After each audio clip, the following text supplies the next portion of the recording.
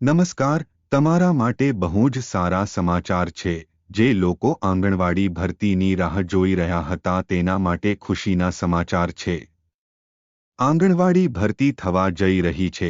ભરતીમાં હેલ્પર અને સુપરવાઇઝરની પોસ્ટો છે.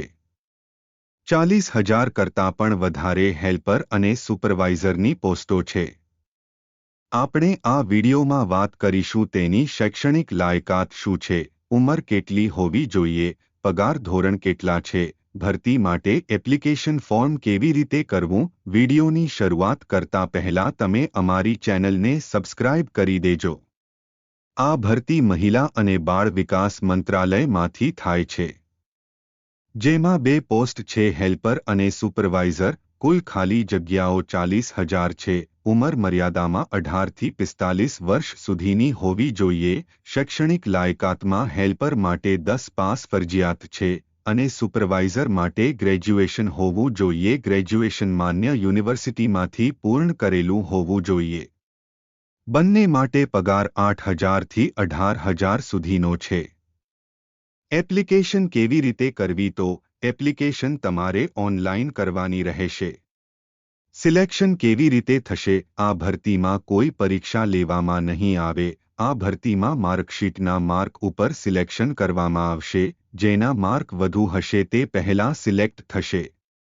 ફોર્મ ભરવામાં જો તમારી કોઈ પણ માહિતી ખોટી હશે તો તેનું ફોર્મ રિજેક્ટ થઈ જશે અને તેને આ ભરતીમાં કોઈ પણ ચાન્સ આપવામાં આવશે નહીં.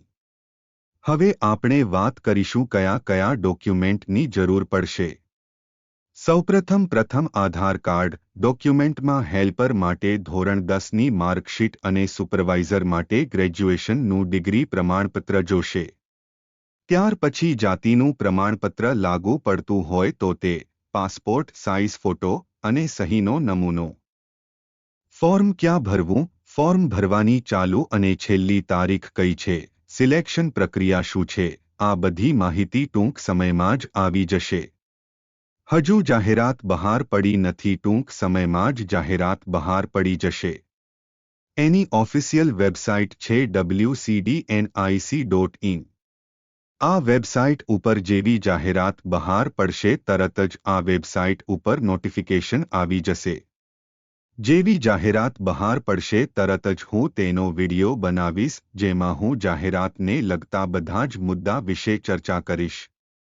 તો અમારે સાથ જોડાવા માટે અમારી ચેનલને સબસ્ક્રાઇબ કરી દો અને બેલ આઇકોન ઉપર ક્લિક કરી દો જેથી કરીને નવો વિડિયો આવે તરત જ તમને નોટિફિકેશન મળી જાય. અમારા વિડિયોને લાઇક અને શેર કરવાનું ભૂલતા નહીં. ફરી મળીશું એક નવા વિડિયો સાથે. જય હિન્દ.